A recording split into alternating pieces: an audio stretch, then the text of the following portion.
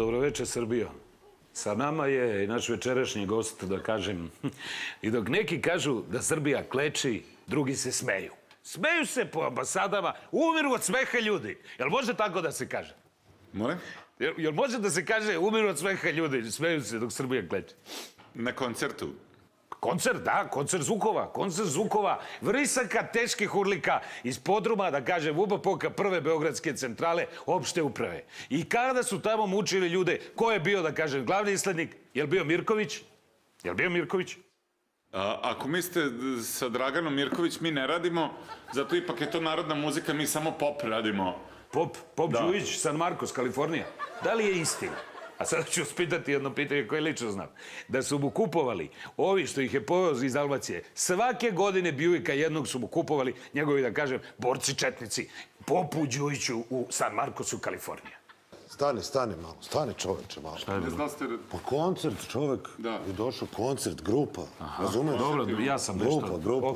Ajde, idemo ponovo. Smo iz početka? Da, dobro. Dobroveče, Srbija. Grupa. Koja je grupa momaka, tvrdih momaka s beogradskog asfalta, da kažem, sedela u Maderi za isti stolom, kada su im doneli šoljice da piju dok su oni lumpovali, da kažem, a šoljice lično zvučio Stare Dolance. Koja je grupa bila 6-7 njih, a ja znam recimo 3-4 imena. Evo da proverimo samo. Ne razumijem. Stani, pa izvini. Stani. Pesme, pevanje, grupa, razumiješ, pesme, pevanje. Dobro, ja sam, izvini se, ja sam. Vokalno, instrumentalno. Ja sam pogrešio. Ajde, idemo. Dobro. Dobroveče, Srbijo. Kažu, nema ono koji ne propeva. Ko je iz vaše grupe prvi propevao? Mislite na prvog pevača, to mislite? Ko je prvi? Ne znam ja sam vas pitao, a vi vidite, ja ne znam šta vi mislite.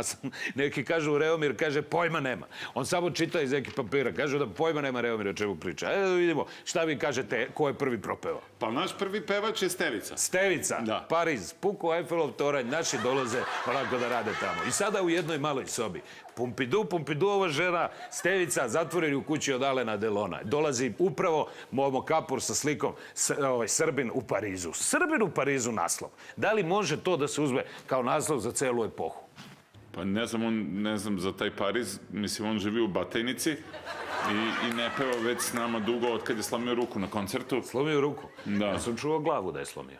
Ruku je slomio, ja sam stojao pored njega kad su pukli, šta je sad, ne razumijem? Dobro, prekine snimanje. Pa stani čoveče, dovedem ti najpopularnijeg pevača u Goli život ti tako. Šta ovo nije ćirilica?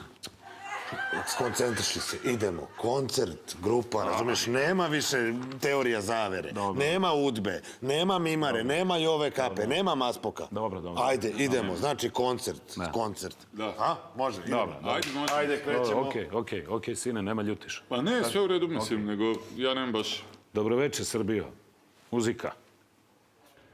Eto, i posle 15 godina veoma uspešnog rada, mislili smo da to treba na pravi način da se odužimo našim fanovima, tako da smo uzeli Arenu.